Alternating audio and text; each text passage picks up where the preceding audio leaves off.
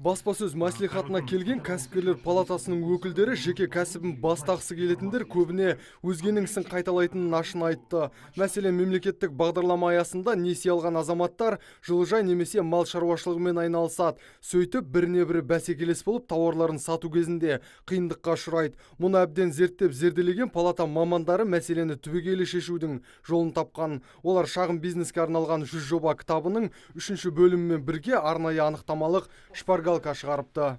Біздің қазіргі таңда фишка дейді ғой, енді біздің мына кәсіпкерлерге, енді бастап жатқан кәсіпкерлерге үлкен бір шпаргалка жасап қойдық. Бұл мемлекеттік бағдарламалар толықтай шпаргалкасы путеводитель дейді.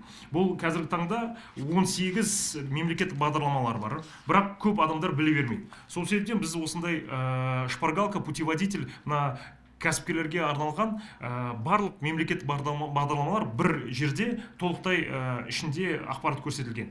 Өндіріске арналған технологияны шетелден алып келетін бизнесмендердің басты проблемаларының бірі маман тапшылығы. Кәсіпкерлер палатасы бұл жағдайды реттеудің де амалын тапқан. Енді шетелдік маманның көмегіне зәру азаматтар палатаға келіп өтініш білдірсе болғаны.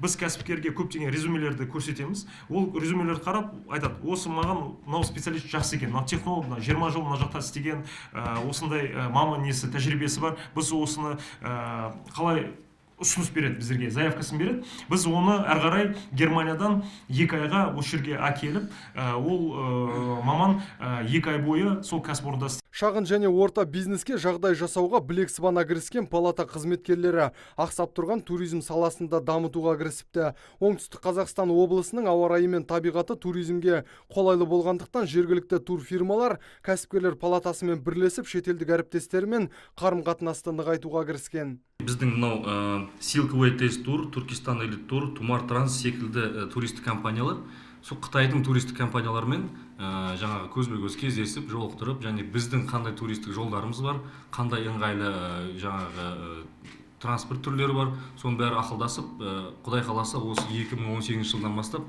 сол жақтан нығайтып жатырмыз. Олармен қарым-қатынасты Қытайдан енді туристер көбірек келетін шығар деген ниеттеміз. Жас кәсіпкерлердің ғимарат мәселесі де шешімін тауып келеді екен. Палата қызметкерлері индустриалды аймақтағы ескі зауыттың ғимаратын жөндеуден өткізіп, кәсібін енді ғана бастаған азаматтарға жалға беріп жатыр. Бағасы арзан, шаршы метріне 150 теңге. Нұрсұлтан Тұрысбеков, Мұрат Адинаев, Абзал Тұрабеков, ТВК телеарнасының жаңалықтар қызметі.